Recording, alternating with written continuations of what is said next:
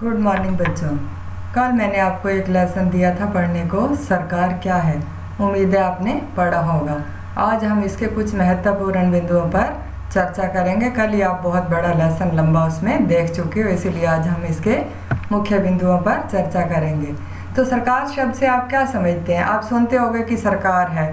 सरकार से हम लोग क्या ले लेते हैं कि प्रधानमंत्री है, मुख्यमंत्री है, ये हमारी सरकार है। तो इस पाठ में आपने पढ़ा कि सरकार क्या है और हमारे जीवन में कितना महत्वपूर्ण भूमिका निभाती है, सरकारें क्या करती हैं, वे निर्णय कैसे लेती हैं, और अलग अलग तरह की सरकारों जैसे लोकतंत्र व राजतंत्रीय सरकार के बीच में क्या अंतर है चलकर पता लगाते हैं। तो ये कुछ पॉइंट्स दे रखे हैं, ये अखबारों की जो है कटिंग्स लगाई हुई हैं। ऊपर दी गई अखबार की सुर्खियों को देखिए और इनमें से सरकार के जिन कामों की बात की जा रही है उनकी सूची बनाइए। ये 4 पॉइंट्स जो ऊपर लिखे हैं इनमें से हमने लिखने हैं, आपने अपनी कॉपी में लिखने हैं। क्या सरकार का काम बहुत विस्तृत नहीं है? आपके अनुसार सरकार क्या है? कक्षा में इस पर चर्चा कीजिए। अब कक्षा तो है नहीं, हम यही चर्चा करेंगे। तो हर देश को विभिन्न निर्णय लेने के लिए, काम करने के लिए सरकार की ज़रूरत होती है। यह निर्णय कई विषयों से संबंधित हो सकते हैं। सड़कें और स्कूल कहाँ बनाए जाएं, बहुत ज़्यादा महंगी हो जाने पर किसी चीज़ के दाम कैसे घटाए जाएं, अथवा बिजली की आपूर्ति को कैसे बढ़ाया जाए। सरकार कई सामाजिक मुद्दों पर कार्रवाई करती है। उदाहरण के लिए सरकार गरीबों की मदद करने के लिए कई कार्यक्रम चलाती है। इनके अलावा अन्य महत्वपूर्ण काम भी करती है, जैसे डाक सेवाएं, रेल। और आप बताइए क्या करती है सरकार? स्कूल खुलवाती है, अस्पताल बनवाती है। तो इधर साइड में दे रखा है। क्या आप सरकार के कुछ ऐसे और कामों के उदाहरण दे सकते हैं जिनकी चर्चा ऊपर नहीं की गई है? तो आप अपनी बुद्धि से दीजिए, क्या ऐसे उदाहरण है? आजकल सबसे बड़ा उदाहरण क्या चल रहा है, जिसके ऊपर देखिए कोविड-19 महामारी जो आ चुकी है, कोरोना महामारी आ चुकी है। तो उसके लिए सरकार के लिए कितनी बड़ी समस्या है कि सबकी टेस्टिंग उपलब्ध हो सबके लिए। अब सबसे बड़ी जो समस्या चल रही है वो है कि प्रवासी मजदूरों को बाहर भेजने की समस्या। तो उसकी जिम्मेदारी भी सरकार ले रही है धीरे धीरे, उनको कैसे भेजा जाए। स्कूल हैं जैसे बंद हैं, तो स्कूलों के लिए क्या प्रबंध, ऐसे अल्टरनेट्स क्या उपलब्ध करवाए जाएं स्कूल के स्थान पर। तो सरकार ने ये घोषणा की है कि ऑनलाइन बच्चों को टीचिंग दी जाए। अब इसके लिए आपकी प्रतियोगिताएं भी सारी ऑनलाइन के लिए लेटर निकाल चुकी है। तो और भी कई काम होते हैं, जैसे विदेशों के साथ संबंध रखना, विदेश नीति, विदेशों से सामान मंगवाना, वैक्सीन मंगवाना किसी के लिए, बीमारी के लिए। तो और जो है कई महत्वपूर्ण काम होते हैं। तो सरकार का काम इसमें आ गया, सीमाओं की सुरक्षा करना, दूसरे देशों से शांतिपूर्ण संबंध बनाए रखना, जिम्मेवारी सुनिश्चित करना कि देश के सभी नागरिकों को पर्याप्त भोजन और अच्छी स्वास्थ्य सुविधाएं मिले। जब प्राकृतिक विपदा घेरती है जैसे सुनामी या भूकंप, तो यह मुख्य रूप से सरकार ही पीड़ित लोगों की सहायता करती है। ये पुरानी बुक है, उसमें तो कोविड-19 या कोरोना महामारी का इसमें कोई जिक्र ही नहीं है। ये अब लेटेस्ट बीमारी है, आज के समय की हमारी प्राकृतिक विपदा है। क्या है प्राकृतिक विपदा? और इसके ऊपर सरकार को कई महत्वपूर्ण निर्णय लेने पड़ रहे हैं, कदम उठाने पड़ रहे हैं। तो ये सब काम कौन करती है? सरकार करती है। लॉकडाउन किया है सरकार ने, सारे दायरे निश्चित किए हैं। अब लॉकडाउन जो 3 के टाइम पे कि कौन सी दुकानें खुलेंगी, कितने समय के लिए खुलेंगी, क्या ज़रूरी है सबको भोजन उपलब्ध हो, जिन लोगों को क्वारंटाइन में रखा गया है, प्रवासी मजदूर आए हैं, उनके लिए भोजन उपलब्ध हो। तो शायद आपको यह जानकर अचरज हो रहा होगा कि सरकार इतना सब कुछ कैसे कर पाती है। सरकार के लिए इन कामों को करना क्यों ज़रूरी होता है? जब लोग इकट्ठे रहते हैं, काम करते हैं, कुछ हद तक एक व्यवस्था की ज़रूरत होती है जिससे आवश्यक निर्णय लिए जा सकें। कुछ नियमों की ज़रूरत होती है। उदाहरण के लिए संसाधनों के नियंत्रण और देश की सीमा की सुरक्षा की ज़रूरत होती है। लोगों के लिए सरकार कई तरह के काम करती है, नियम बनाती है, निर्णय लेती है और सीमा में रहने वाले लोगों पर उन्हें लागू करती है। तो कुछ उदाहरण है, वही बात जैसे मैंने पहले आपको बताया कि आप बहुत लंबा लेसन देख चुके हैं पहले या पढ़ चुके हैं। तो इसमें हम मेन पॉइंट्स को लेंगे। तो कुछ उदाहरण जो सरकार के अंग है, सर्वोच्च न्यायालय, भारत पेट्रोलियम, भारतीय रेल, ये सरकार के अंग हैं सब। तो सरकार के स्तर क्या हैं? अब मैं आपको मुख्य रूप से बता दूं, सरकार के 3 स्तर हैं। एक होती है स्थानीय स्तर पर होती है, एक राज्य स्तर पर होती है और एक राष्ट्रीय स्तर पर सरकार होती है। तो स्थानीय स्तर पर हमारी कौन सी सरकार होती है? जैसे गांव की सरकार, आपके सरपंच है ना, तो ये स्थानीय स्तर की सरकार है। और जैसे शहरों के अंदर होती है, शहर या मोहल्ले के पार्षद होते हैं, वो स्थानीय शहरों की सरकार होती है। और राज्य सरकार का मतलब होता है पूरे राज्य की सरकार। जैसे हमारे भारत में हमारे राज्य हैं, तो हरियाणा राज्य की सरकार कौन सी है यहाँ पर? अब यहाँ पे भारतीय जनता पार्टी की सरकार है, राज्य सरकार। तो राज्य सरकार का हमारा मुखिया कौन है? श्री मनोहर लाल खट्टर जी हमारे मुख्यमंत्री हैं। और राष्ट्रीय स्तर की सरकार, इस हमारे देश में राष्ट्रीय स्तर पर भी बीजेपी की सरकार है। जो हमारी सरकार के मुखिया कौन है? प्रधानमंत्री कौन है? माननीय श्री नरेंद्र मोदी जी हमारे जो है प्रधानमंत्री हैं। तो राष्ट्रीय स्तर की सरकार होती है, तो उसका काम क्या होता है? पूरे देश का शासन चलाना। और राज्य स्तर की सरकार का क्या कार्य होता है? अपने राज्य का शासन चलाना, राज्य की देखरेख करना। और आप आगे की कक्षाओं में राज्य और राष्ट्रीय स्तर पर सरकार के कामों के बारे में जानेंगे। ये इसके अंदर जो है भारत का नक्शा दे रखा है। और आगे है प्रशासनिक प्रभाग है, ये आपको आगे है। हाँ देखो, इसमें है 31 अक्टूबर आंध्र प्रदेश राज्य के पुनर्गठन के बाद 2 जून 1914 को तेलंगाना भारत का 29वां राज्य बना। जब ये समय के हिसाब से जब 2014 में बना था तब ये 29वां राज्य था। लेकिन आज हमारे भारत के राज्य 29 नहीं है, क्योंकि जम्मू कश्मीर को हटा दिया गया है राज्य से। तो उस समय के हिसाब से 2014 को 29वां राज्य तेलंगाना को बनाया गया था।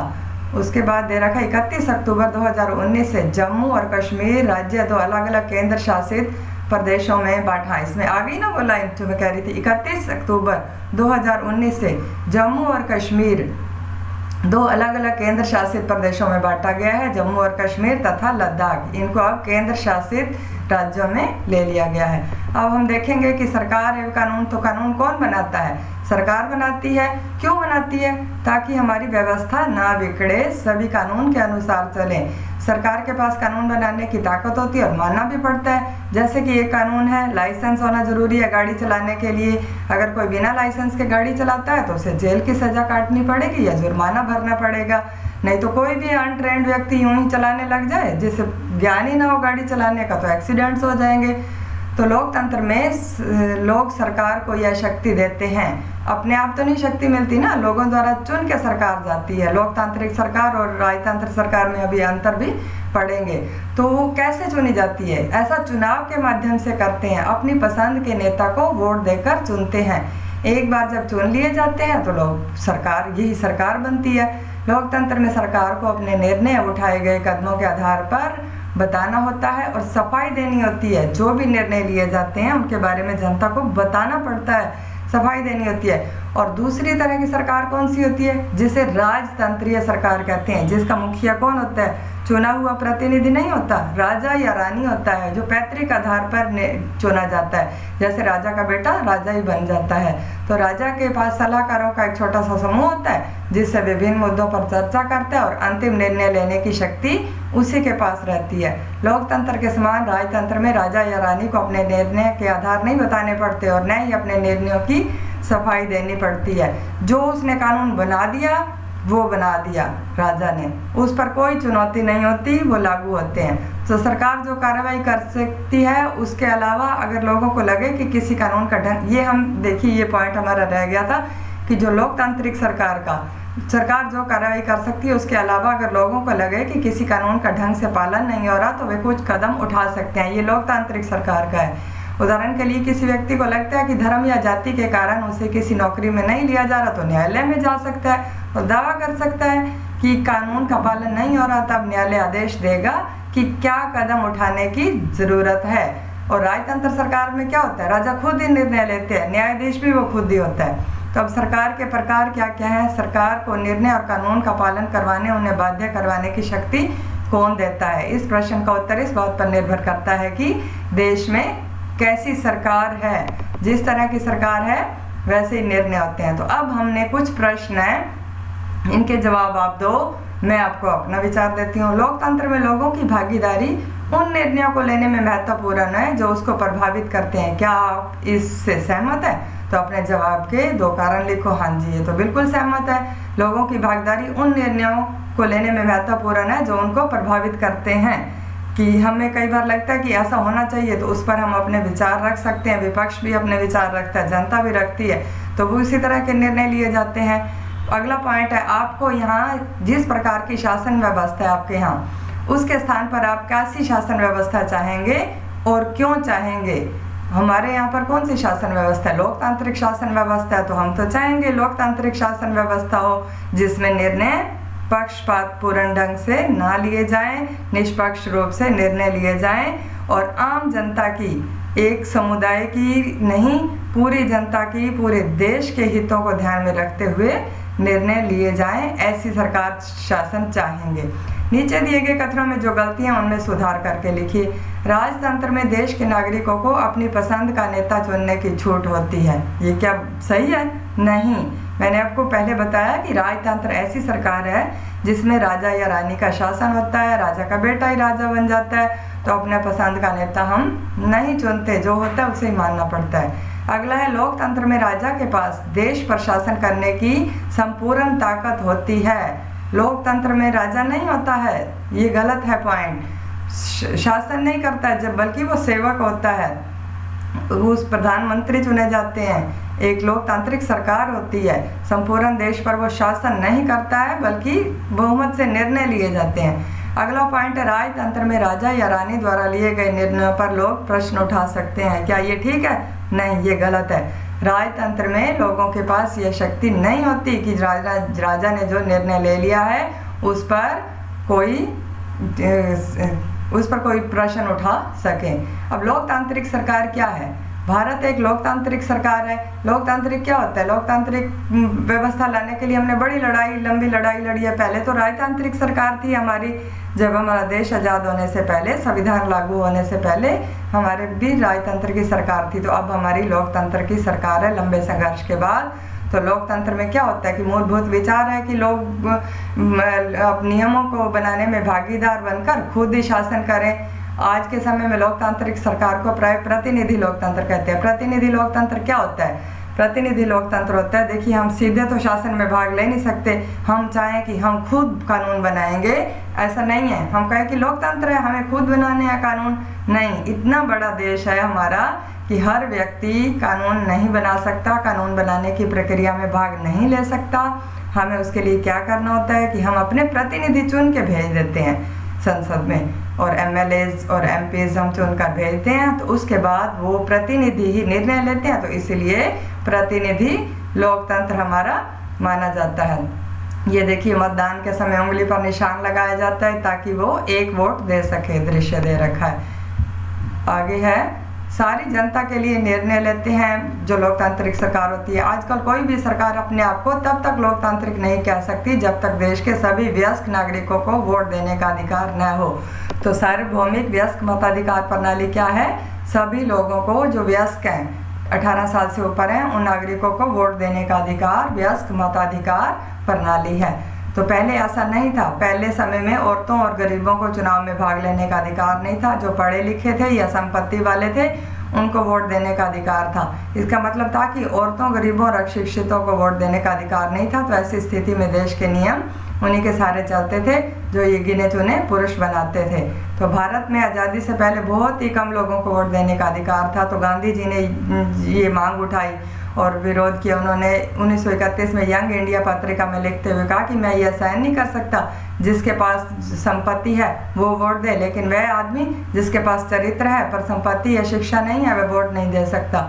जो दिन भर अपना पसीना बहाकर ईमानदारी से काम करता है वह वोट नहीं दे सकता, क्योंकि उसे गरीब आदमी होने का, क्या उसने कोई गुनाह कर लिया गरीब आदमी होने का? तो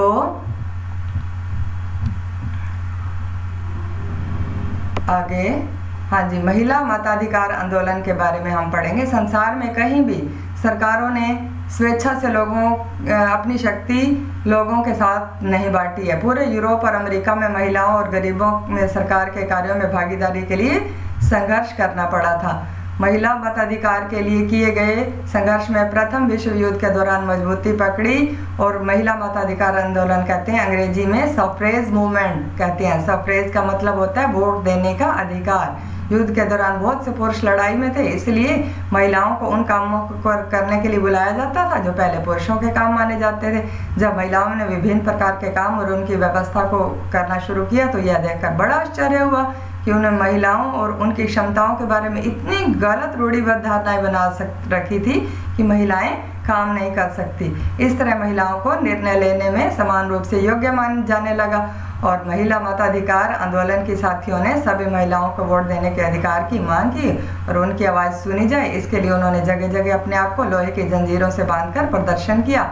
उनमें से कई क्रांतिकारी महिलाएं जेल गई और भूख हड़ताल पर बैठी। तो अमेरिका में औरतों को वोट देने का अधिकार 1920 में मिला और इंग्लैंड में 1928 में मिला था। अब इसके अंदर हमने जो मैप आया है उसमें से हमने देखना है 33 और 34 मानचित्रों को देखिए। वे भारत के राज्यों, केंद्र शासित प्रदेशों और जिलों को दर्शाते हैं। इन मानचित्रों और विभिन्न अन्य संसाधनों से निम्न जानकारी का पता लगाएं। भारत के पड़ोसी देश, आपने भारत से बाहर जो पड़ोसी देश हैं उनके नाम लिखने हैं। बाकी आप एक बार खुद लिखेंगे, फिर मैं आपको लिखकर बताऊंगी।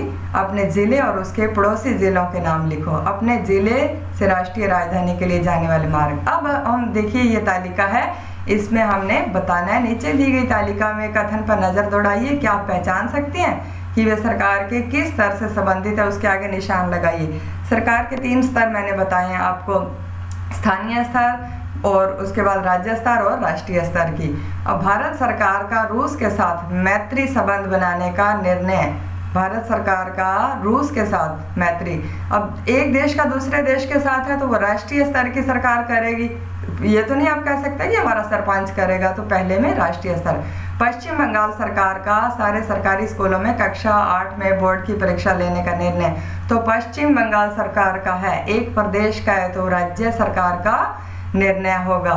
उसके बाद डिब्रूगढ़ और कन्याकुमारी के बीच में नई रेल सेवाएं शुरू करने का निर्णय है तो रेल किसके अंतर्गत आता है? राष्ट्रीय स्तर का है। गांव में एक सार्वजनिक कुएं के स्थान को चुनने का निर्णय तो ये स्थानीय स्तर की सरकार का निर्णय है। कुआं। पटना में बच्चों के लिए बड़ा सा पार्क बनाने का निर्णय, पटना में, बिहार की राजधानी पटना है तो इसको हम किस में लेंगे? पटना में। पटना में देखिए, अगर ये राज्य सरकार इसके लिए करती है अनुमोदन तो ये राज्य सरकार का निर्णय होगा। अगर पटना की वहीं की सरकार करती है तो ये स्थानीय सरकार का निर्णय होगा। हरियाणा सरकार का सारे किसानों को मुफ्त बिजली देने का निर्णय है तो ये राज्य सरकार का निर्णय होगा। 1000 रुपये का नया नोट शुरू करने का निर्णय तो 1000 रुपये का नोट कौन शुरू करता है? राष्ट्रीय सरकार, कोई भी प्रदेश की सरकार नहीं शुरू कर सकती। अभी आपके प्रश्न हैं, अभ्यास के प्रश्न। आप सरकार शब्द से क्या समझते हैं? एक सूची बनाइए और किस तरह से सरकार आपके जीवन को प्रभावित करती है। तो अभी आपने पढ़ा ना, किसी भी देश को उसके संविधान के अनुसार देश पर चलाने वाली संस्था को सरकार कहते हैं। संविधान के अनुसार जो संस्था किसी देश को चलाती है उसे हम सरकार कहते हैं। तो सूची बनाइए, सरकार किस तरह आपके जीवन को प्रभावित करती है। अभी हमने इसमें पॉइंट्स पढ़े हैं, उसको आप अच्छे से लिख सकते हो। अगला प्रश्न है, सरकार को कानून के रूप में सबके लिए नियम बनाने की क्या ज़रूरत है? अगर सरकार नियम नहीं बनाएगी तो बड़ा अफड़ा तफड़ी का माहौल हो जाएगा, हर कोई अपनी चलाएगा। कोई बड़ा व्यक्ति है तो अपनी दोस्त जमाएगा, हमें तो कोई जीने का अधिकार ही नहीं रह जाएगा। आम आदमी को किसी को भी कोई गुलाम बना लेगा, कैसे हो जाएगा? कोई बिना लाइसेंस के चल रहा है, कोई कहीं आ रहा है, कोई कहीं जा रहा है, हथियार लेके चल रहा है। तो इसलिए नियम बनाने की ज़रूरत है। लोकतांत्रिक सरकार के आवश्यक लक्षण क्या हैं? तो लोकतांत्रिक सरकार मैंने आपको बताया कि लोगों के द्वारा चुनी जाती है। लोकतांत्रिक सरकार वो होती है जो लोगों के द्वारा, लोगों की और लोगों के लिए बनाई गई सरकार होती है, वो लोकतांत्रिक सरकार होती है। वोट देकर हम सरकार को खुद चुनते हैं और उसके निर्णय भी जनता के प्रति जवाबदेही होते हैं। तो महिला मताधिकार आंदोलन क्या है, उसकी क्या उपलब्धि थी, ये भी मैंने आपको बताया कि सफरेज आंदोलन जो चलाया गया, महिलाओं को वोट देने के लिए जो चलाया गया था उसे महिला मताधिकार आंदोलन कहा गया। 1920 में अमेरिका में महिलाओं को उसके परिणाम स्वरूप वोट डालने का अधिकार मिला और 1928 में इंग्लैंड की महिलाओं को वोट देने का अधिकार मिला था। तो गांधी जी का दृढ़ विश्वास था कि भारत में हर एक वयस्क को वोट देने का अधिकार मिलना चाहिए। लेकिन बहुत सारे लोग उनके विचारों से सहमत नहीं हैं। बहुत से लोगों को लगता है कि अशिक्षित लोग जो ज़्यादातर गरीब हैं, वोट देने का अधिकार नहीं मिलना चाहिए। आपका क्या विचार है? क्या आपको लगता है कि एक भेदभाव का एक रूप होगा? बिल्कुल लगता है। अगर वोट देने का अधिकार नहीं होगा गरीबों को तो बिल्कुल भेदभाव है। हम राजनीतिक रूप से सब लोग एक बराबर हैं। हम सबको वोट डालने का अधिकार होना चाहिए। कोई व्यक्ति अशिक्षित है, हो सकता है उसके हालात कैसे रहे हों, वो क्यों नहीं शिक्षा प्राप्त कर सका। गरीबी थी उस समय, शिक्षा थी नहीं जगह जगह पर, तो उसने शिक्षा प्राप्त नहीं की। तो इसका मतलब ये तो नहीं है कि वो अज्ञानी है। उसे बहुत समझ हो सकती है, उसका ऊंचा चरित्र हो सकता है, अच्छा दृढ़ निश्चयी हो सकता है। तो उसको सबको वोट देने का अधिकार होना चाहिए। हाँ, देखिए अब सरकारी नौकरियां होती हैं, उनमें तो ठीक है योग्यता की ज़रूरत होती है हमें, लेकिन वोट देने के लिए जो हमारा नियम है वो है 18 साल का नागरिक, वयस्क नागरिक जो उस देश का हो, उसे वोट देने का अधिकार है।